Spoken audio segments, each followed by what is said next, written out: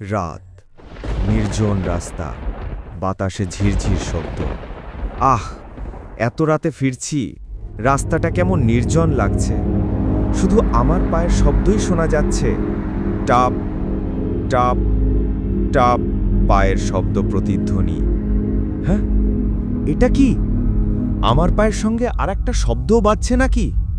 নিঃশব্দ, বাতাস বইছে।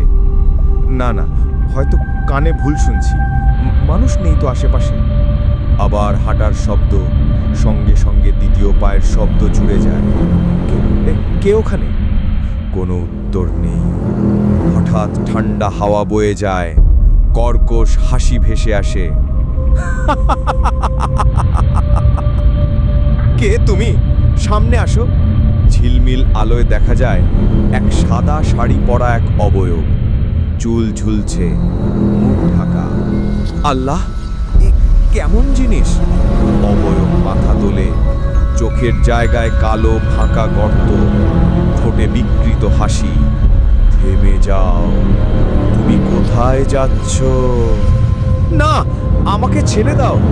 রাস্তার আলো একে একে নিভে যাচ্ছে, চারপাশ অন্ধকার। ফিসফিস কণ্ঠ ভেসে আসছে, ফিরে এসো, এসো আমার কাছে। কেউ নেই, বাঁচাও। হঠাৎ সামনে আবার অবয়ব দেখা যায়, রাস্তার মাঝখানে।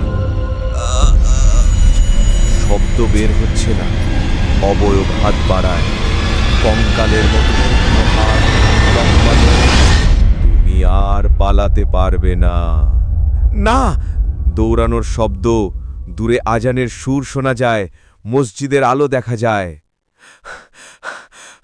আলো, বাঁচতে হবে। আরিফ মসজিদের উঠোনে ঢোকে। হাসির শব্দ হঠাৎ থেমে যায়, চারপাশ নীরব। আমি আমি বেঁচে এলাম, কিন্তু এটা